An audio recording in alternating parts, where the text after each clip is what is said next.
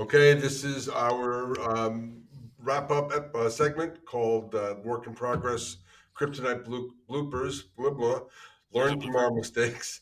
I, I've been a little mumble mouth today, Will. That's not my blooper, however.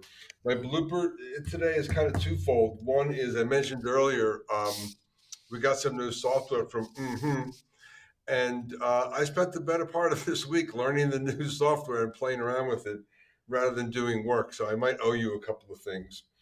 But this is just more calling a penalty on myself like a good golfer.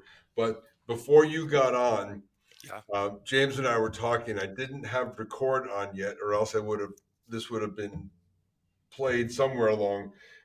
But I forget how we got on it, but I just decided that I would tell James out of the blue that I was a little bit tired because I did a big Peloton ride last night.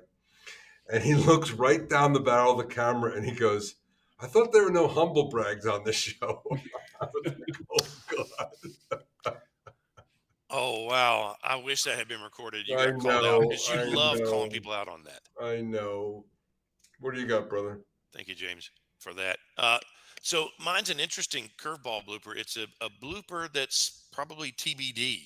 Oh. One of my kryptonites, I share this with James, Mm. um, based on our technical orientation, is impatient and driving can be something that occurs with me.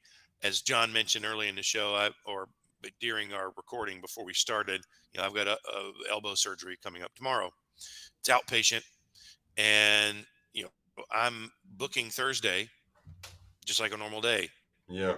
not taking into account that I had surgery the day before and will be on pain medication, because I'm convinced that I'll be ready to go, and I'm too impatient to not get right back to work. So my wife Amy has been counseling me against that, and the next time I'm on here, I will let you know if that was a blooper or not and how well I handled it. But as it stands right now, I'm pretending Thursday is a normal business day. We'll see if I make it.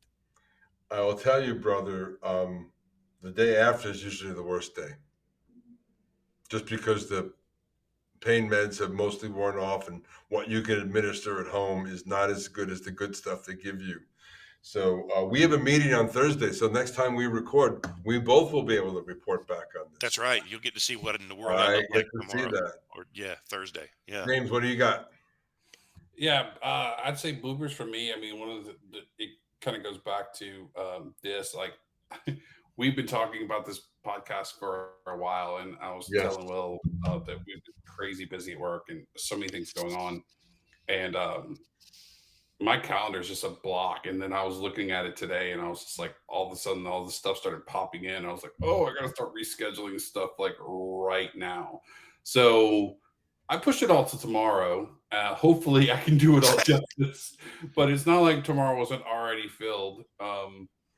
So yeah, again, I'm gonna not really giving reverence to my calendar the way I should have. Tomorrow is going to be a really, really interesting day.